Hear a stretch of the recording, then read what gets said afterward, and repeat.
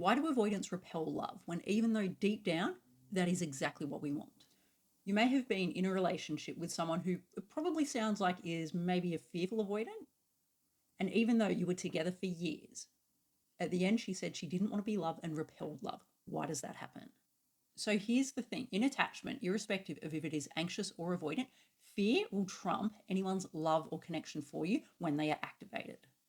You can have real care, real affection, real bonding, and real genuine love.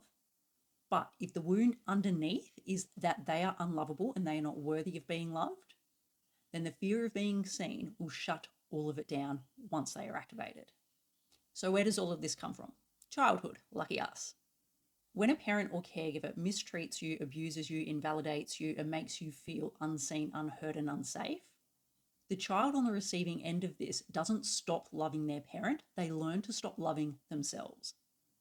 The child will start to believe that they are flawed, that they are unworthy, that they are unlovable, that they are the problem and they are not worthy of being treated with kindness, compassion, empathy, understanding, anything that brings out the positive elements of love and connection.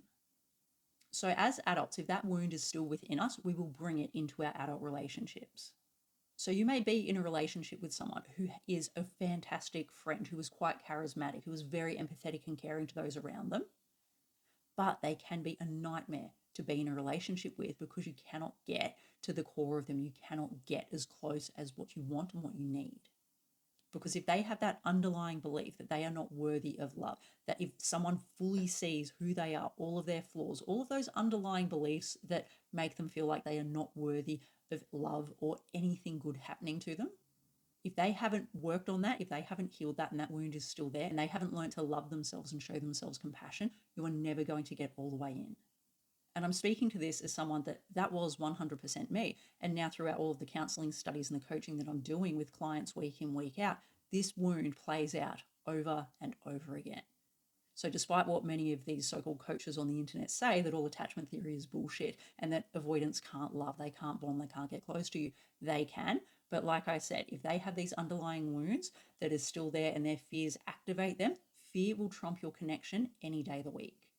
So for these individuals to overcome that, to actually be able to build long-lasting, deep, real connections and heal that inner child wound, healing does require reparenting that inner child, as well as building self-worth and learning how to regulate themselves in moments of vulnerability, which for many people with a history of trauma can be phenomenally difficult to do.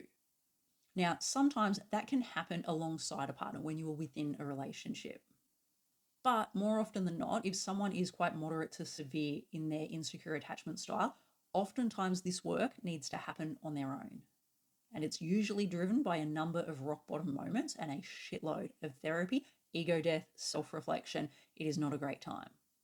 But once you start working through this and begin to come out the other side of it, irrespective if you are an anxious or an avoidant attacher, or if you've won the jackpot and you become a disorganized attacher, then once you start to come out the other side of it, you are 100% capable of building deep, truly loving connections with those around you. But it takes a fair bit of work to get there if you are sitting on the more severe end of the attachment spectrum.